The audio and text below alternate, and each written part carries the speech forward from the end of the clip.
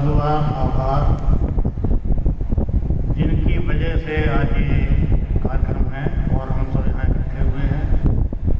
और दूसरा आभार इस कार्यक्रम के प्रायोजक रमेश तिवारी जी के लिए, जिनके कुशल संयोजन में, संतुलित संयोजन में हम आप यहाँ इकट्ठे हैं और एक व्यवस्थित रूप हमने एक जन्मोत्सव को केवल जन्मोत्सव पर ही केंद्रित न करके उसे एक रचनात्मक आयाम भी दिया है कि ये इस कार्यक्रम की उपलब्धि है। आज का कार्यक्रम हम 3 चरणों में संपन्न होगा। पहला आदरणीय सैनी जी का अमृत महोत्सव, दूसरा राजशेखर चौबे जी की किताब का विमोचन और तीसरा जन्म शताब्दी वर्ष में परसाई जी की प्रसन्न। पहले चरण के बारे में मैं कहना चाहूँगा, सैनी जी के बारे में एक कहावत है कि व्यक्ति अपने मित्रों की वजह से जाना जाता है। उसके मित्र कैसे हैं, किसी को अगर पहचान करनी है तो उसके मित्रों को पहचान लीजिए, उस आदमी के बारे में आपको पता चलता है।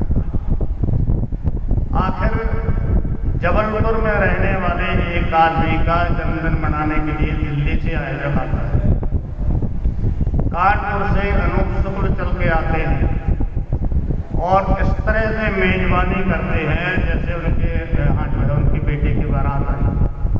हमारे कमरों में चाय लिए घूम रहे हैं, चाय का सामान हो गया, बिस्किट लिए घूम रहे हैं, आपको इस कमरे में ठहरना है, आपको इस कमरे में ठहरना है। किसके लिए हो रहा है? जिसके लिए हो रहा है, आखिर उसमें ऐसा कौन से तत्व होंगे, वो किन तत्वों से उसके मानस का निर्माण हुआ होगा, किस तरह के संबंध उसने लोगों से बनाए होंगे। आज उसके लिए हम सब ये कर रहे हैं और कितने सारे लोग बहुत दूर दूर से विपरीत मौसम के बाद ये बिना कुछ कहे ही सैनी जी के व्यक्तित्व को बहुत कुछ व्यक्त करता है। मैं उन्हें इस बात के लिए भी धन्यवाद देना चाहूँगा। हम जो लोग इकट्ठे हुए हैं, आखिर जब किसी के लिए इकट्ठे होते हैं तो कुछ वजह होती है, किसके लिए आते, सैनी जी के लिए क्यों आए। एक खुद की रचनात्मकता, हर आदमी के जीवन के 3-4 पक्ष होते हैं। रचनाकार के जीवन के भी पहलू होते हैं। पहला है उसका खुद का लेखन। खुद के लेखन से, खुद का लेखन भी अपने आप में पर्याप्त है और जिसके लिए सैकड़ों लोग इकट्ठे होते हैं।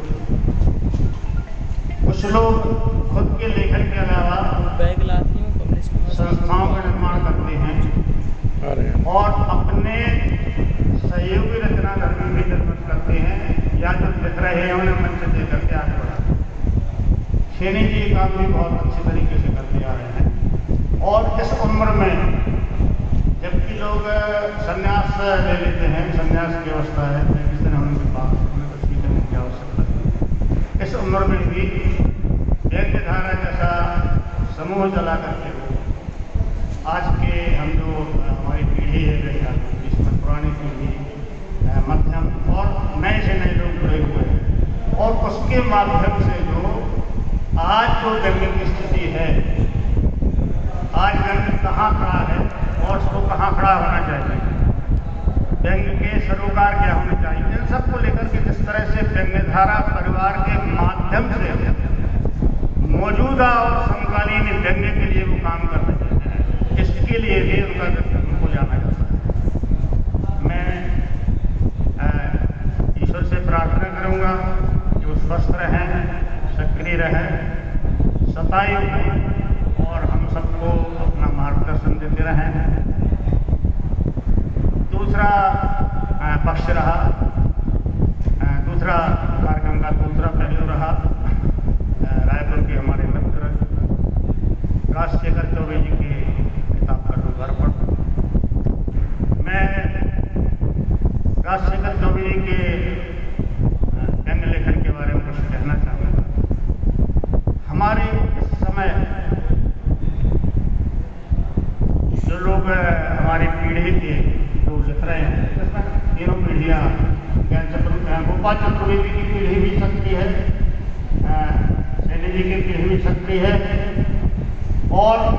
बिल्कुल बहुत नए लोग, जिनकी 25-30 साल वाले लोग भी सक्रिय, और हमारे शांतिलाल जी मंडली, हम सभी लोग सक्रिय हैं और हम सभी लोग अपनी अपनी तरह से इस समय से मुठभेड़ कर रहे हैं।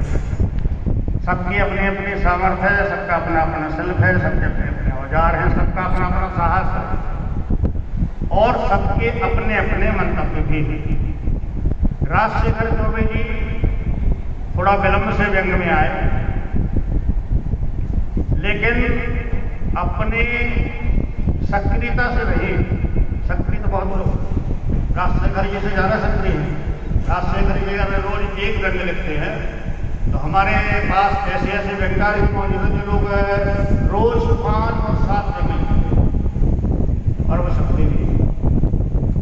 तो ज़्यादा लिखने की वजह से नहीं आप जाने,